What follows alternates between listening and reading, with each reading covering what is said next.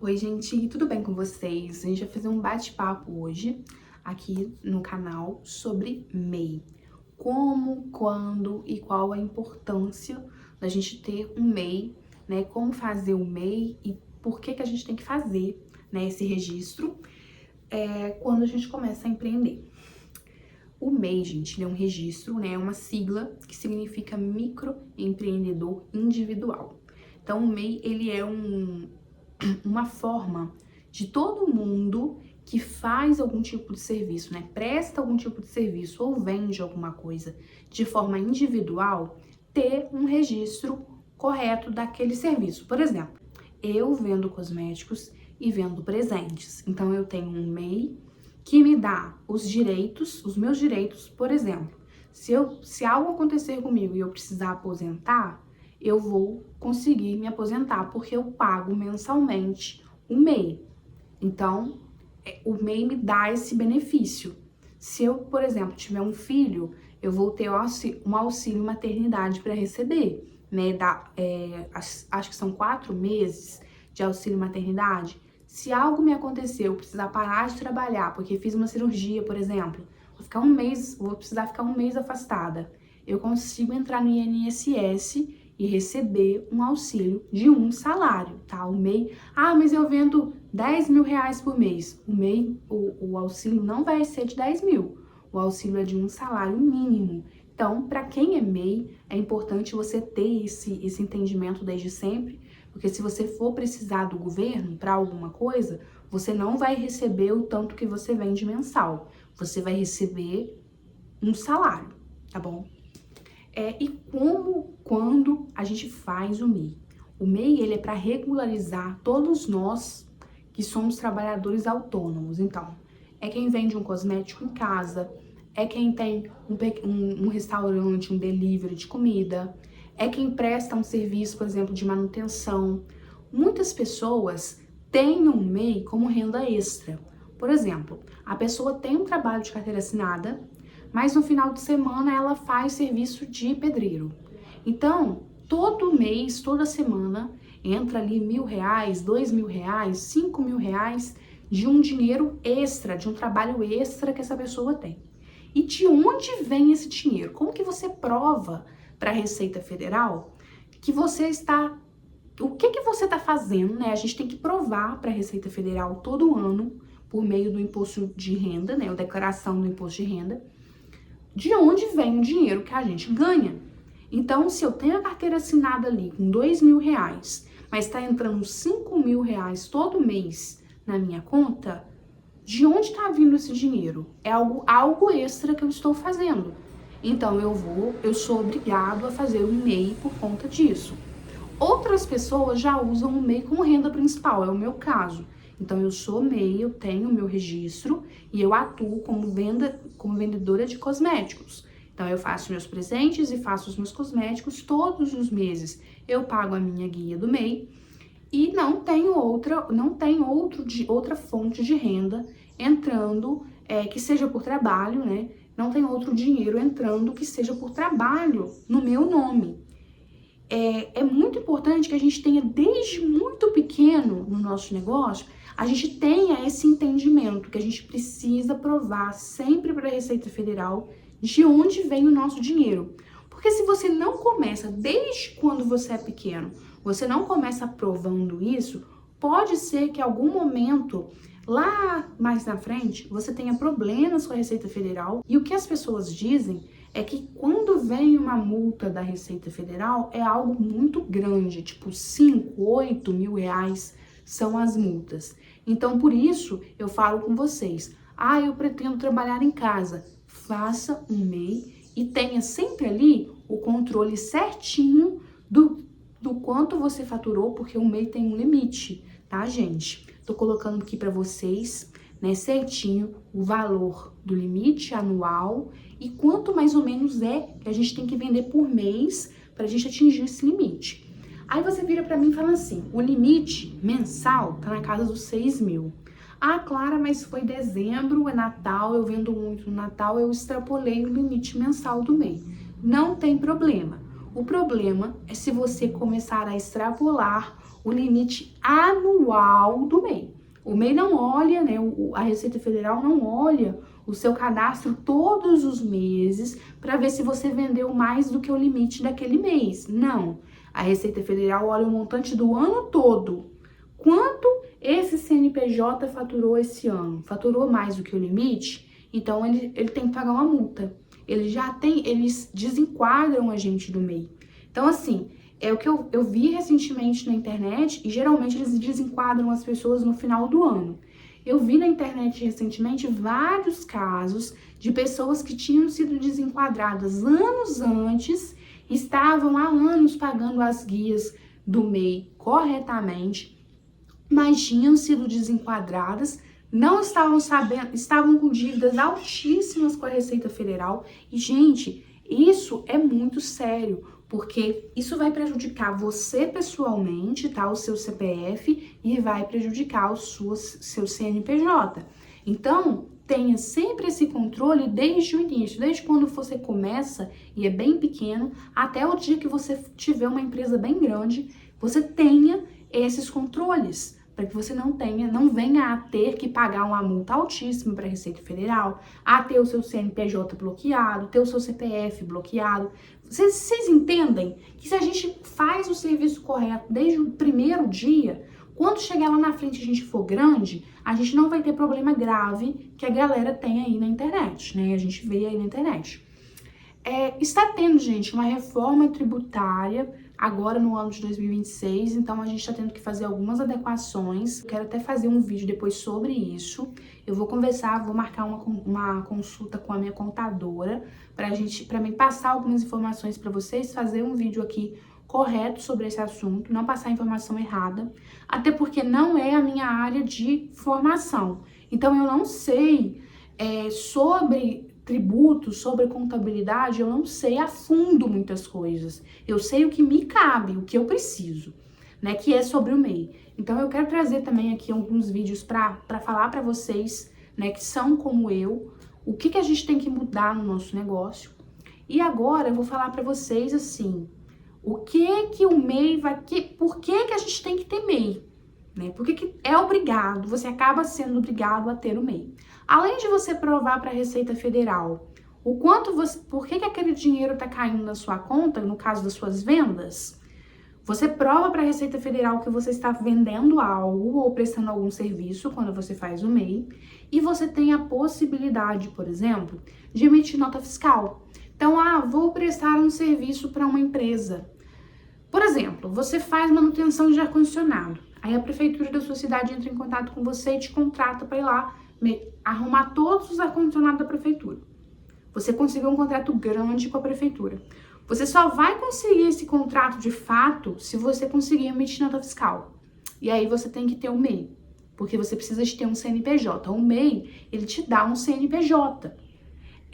E outra coisa, tudo isso, toda essa questão de fazer um CNPJ e pagar as guias mensais que a gente tem, tudo isso tem um aplicativo do MEI que a gente pode resolver tudo isso pelo celular. Eu fiz o meu MEI pelo celular.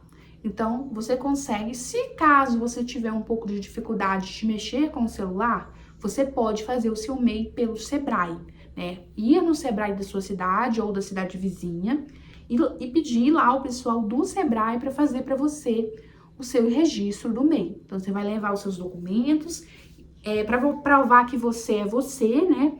Passar ali os dados da sua empresa e falar o que você faz, a sua função, enfim, e você vai ter o registro do MEI. Quando você faz o registro do MEI, você vai ganhar um negócio chamado CC-MEI, que é um documento, né, falando que você é empreendedor, que você tem alguma coisa, que você faz alguma coisa, você vende alguma coisa.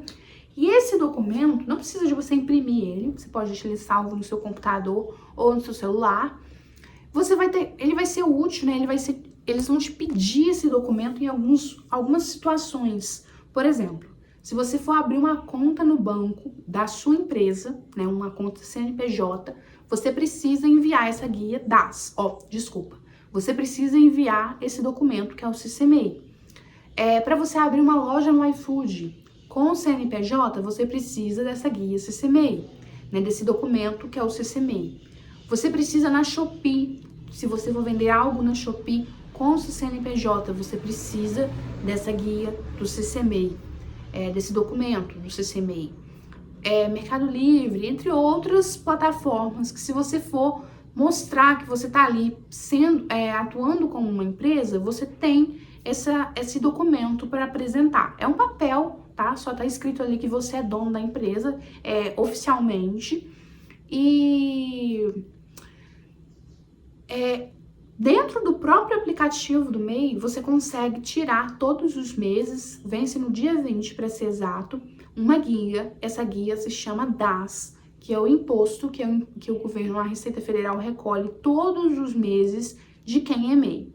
Esse imposto está na casa mais ou menos dos R$80 por mês. Então você vai pagar esse valor e aí você vai ter garantido ali os seus direitos, caso você precise aposentar, caso você precise entrar com algum benefício por conta de problema de saúde, tenha filho, você vai ter direito a receber um valor, né, um benefício, porque você paga o MEI. Então, isso aí vai te dar um recurso, né, caso você precise parar de trabalhar em algum momento, o governo vai te dar um dinheiro para você sobreviver, né? E assim, gente, é muito importante que vocês saibam, desde o início, que se vocês pagam essa guia DAS, vamos supor, no momento você precisa operar e ficar ali 2 meses sem trabalhar e vai entrar pelo INSS. Ok, você não vai receber o valor que você vende todo mês. Ah, eu vendo 5 mil, eu vendo 6 mil. Não, você vai receber um salário mínimo, tá? Então, para nós, é importante ter ali um dinheiro guardado, porque se acontecer alguma coisa, você vai ficar recebendo salário mínimo. E o salário mínimo vai dar para te sustentar? Se tem uma vida que você consegue se sustentar com o salário mínimo? Eu não tô desfazendo aqui de quem recebe um salário mínimo. Mas às vezes a pessoa tá ali acostumada a vender, né, a faturar, né, 5, 6 mil reais por mês e de repente vai se ver ganhando R$1.600. Então vai dar para você aguentar o rojão ali de ficar um período sem trabalhar recebendo esse benefício do INSS? Ou não? Se não, se a resposta for não, no meu caso a resposta é não. Então o que eu faço? Eu guardo dinheiro. Porque se acontecer algum BO, né, eu precisar parar de trabalhar, eu tenho como me manter ali um período, segurar as pontas um período. Ou se acontecer algo, você precisar aposentar, né, você vai ter você tem direito à aposentadoria, ao INSS, enfim, gente. Essa guia vai ser o que vai te dar direito de aposentar, por exemplo, quando chegar a sua hora. Outra coisa. Se você não pagar essa guia MEI, essa guia DAS, o que vai acontecer? Né? De início, nada.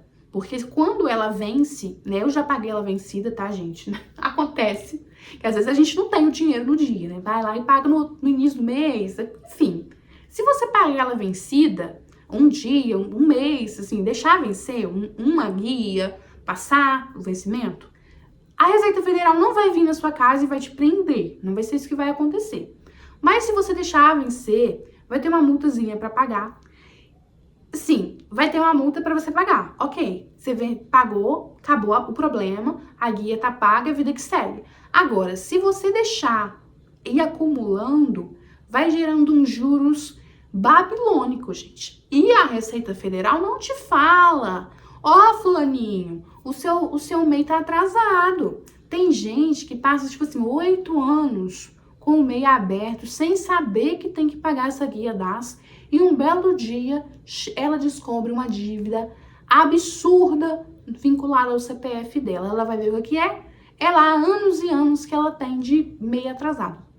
E aí dizem que é catastrófico também, né? Então, assim, se você quer garantir os seus direitos e não quer ter problemas com a Receita Federal, pague o seu MEI no dia 20, ok?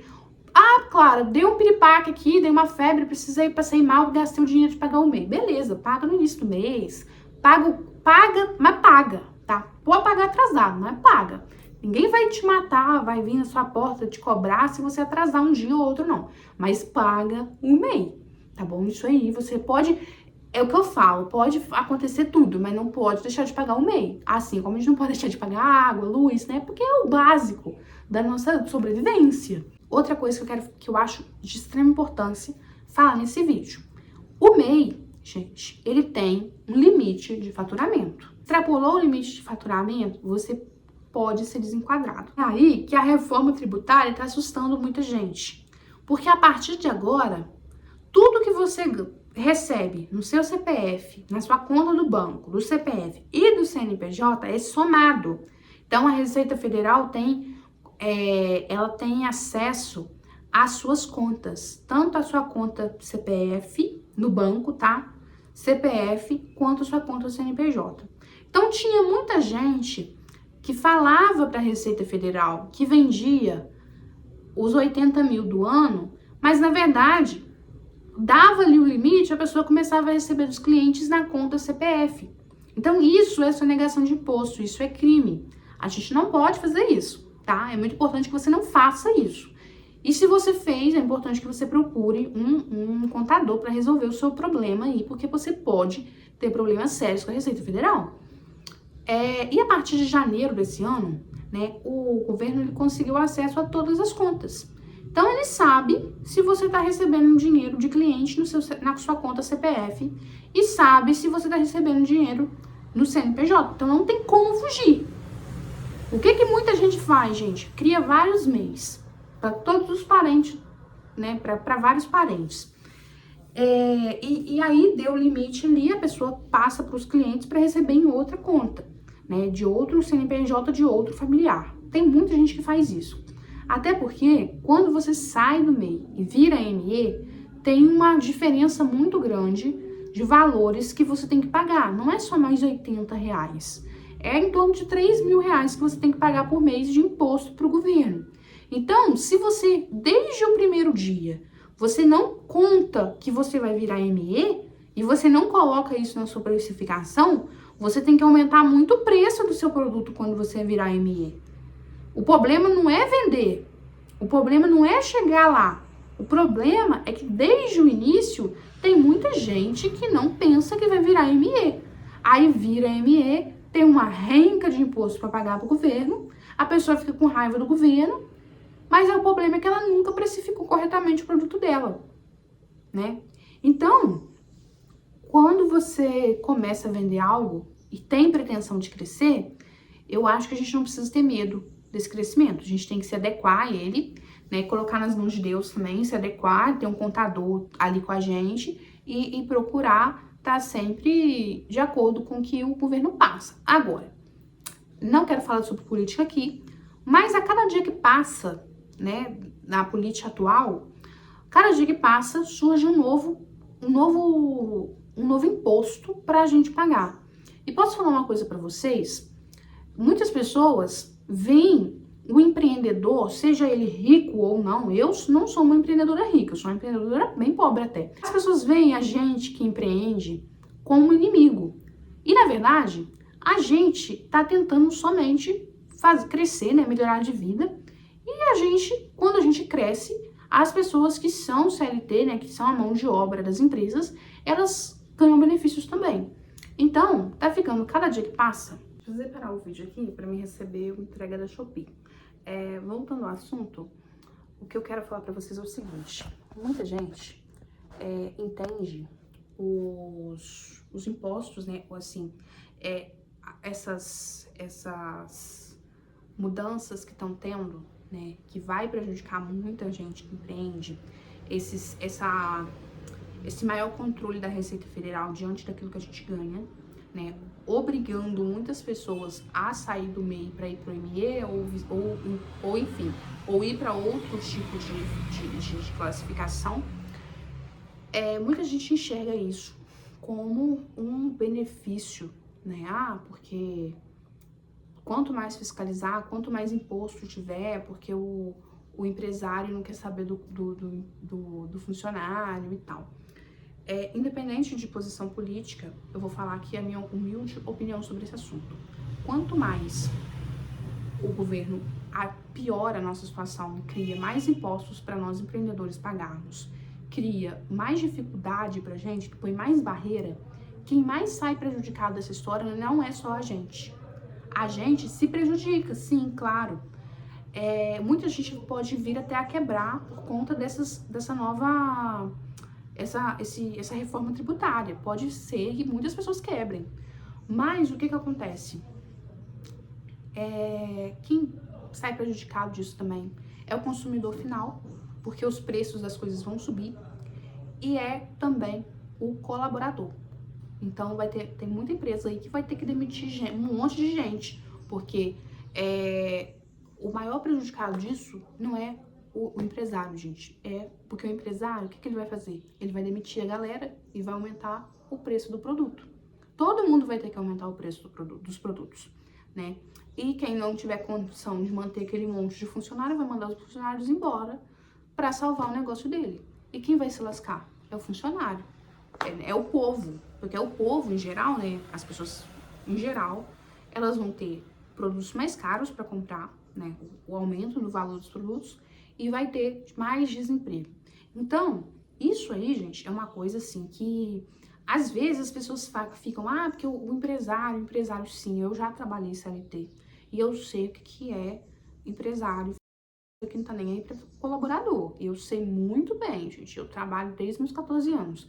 Mas eu tô dizendo, não é sobre não tô querendo defender aqui o empresário tá cagando pro colaborador dele. Eu tô querendo falar aqui que quanto mais essas coisas, esse monte de imposto que a gente tá tendo que diluir no valor dos produtos para passar para os clientes, quanto mais coisa a gente tiver de pagar, quanto mais a gente tiver, mais difícil vai ser para o empreendedor crescer. Seja ele um pequeno empreendedor, como é o meu caso, seja ele um milionário que tem um grupo de empresas. Vai ser mais difícil para toda a nossa classe empreendedora crescer. E o que isso quer dizer? O que isso vai fazer? Aumento dos produtos, do valor dos produtos, vai dificultar as pessoas a comprarem as coisas e mais desemprego. Porque não vai ter como a gente contratar as pessoas para trabalhar pra gente, porque a gente não vai ter como pagar essas pessoas. Então, vocês entendem que um problema puxa o outro, né? Assim, eu trabalhei muitos anos da minha vida de CLT. Então, assim, eu era o tipo de pessoa que levantava a bandeira e brigava, né, pelos meus direitos. Nossa, gente, no tempo da enfermagem, que eu era técnica de enfermagem, quantas vezes eu lutei, eu briguei por conta do negócio de piso da enfermagem. E eu era o tipo de pessoa que levantava a bandeira do proletariado e chamava a galera, e já participei de protesto, já participei de um monte de coisa. Hoje, eu como empreendedora, eu entendo o lado do empreendedor. Não estou aqui, tá, passando pano para empresário milionário, para pequeno funcionário que trabalha ali igual um escravo para ele. Eu não estou fazendo isso, pelo amor de Deus. Eu tô falando pra gente também olhar do outro lado, porque às vezes a gente fica só pensando que agora sim os empresários vão ser prejudicados, mas aí você também vai se lascar, tá? E na verdade a gente tá num barco furado gigantesco e vai todo mundo se lascar no final da história. Essa é a verdade. Enfim, gente, pra nós, MEIs, a gente precisa agora, em 2026, ficar de olho, tá? Nas adequações, procurar um contador de confiança, né? Para olhar se a gente tem algo a acertar. Aproveitar o ano de 2026 para reprecificar os nossos produtos, porque se precisar aumentar algum tipo de imposto, você vai ter de onde tirar o dinheiro, tá? Para pagar esses impostos, que você vai estar faturando um pouco a mais. Então, olha isso aí, converse com o contador, converse também com outros empreendedores, né, ali, colegas seus que também empreendem e que têm os empreendimentos há mais anos que a gente. É bom a gente conversar com essa galera, porque eles já estão, assim, há muitos anos no barco furado do empreendedorismo, e eles sabem que, assim, passar, né, uma ideia mais madura pra gente. Eu gosto bastante de trocar ideia com pessoas assim, sobre coisas, sobre experiências, sobre o que fazer, sobre como resolver, né? O que se faz, o que se fala, como resolve. Eu gosto de trocar ideias assim, tá? Faz bem. Gente, esse foi o vídeo de hoje. Eu espero que vocês tenham gostado. Se vocês fazem algum tipo de renda extra, paga o MEI de vocês, tá? Pra vocês não terem problema com a dona Receita Federal, porque a gente não quer ter probleminha, a gente não quer ter o CPF da gente bloqueado, a gente não quer ter a Polícia Federal batendo na nossa porta. Então, paga seu mêsinho. Ah, tô faturando mais que o limite do MEI todo ano. Procura um contador. Faz a sua migração pro ME. Não é fácil? Não é. Fácil não é. E outra coisa, empreender não é fácil pra ninguém. Então, se você tá começando agora, você já se prepara, porque a bomba é grande, meu amor. O negócio aqui é assim, você tampa um buraco, aparece outro pra você tampar. Então, mas é bom, é uma coisa boa, a gente é feliz empreendendo e a cada dia que passa a gente tampa um buraco, destampa o outro e resolve um problema que aparece outro ali e a gente tá ali para resolver, vender e apresentar produto para os outros e trazer novidade, enfim. E, gente, eu espero que vocês tenham gostado do meu vídeo bem sincero sobre a parte burocrática do empreendedorismo, tá? Não é só flores e vender perfuminho e vender maquiagem, não, meu amor, não é. Deixa aqui um comentário de vocês, me conta aqui um pouquinho da experiência de vocês, se inscreve no canal, um beijinho e até a próxima.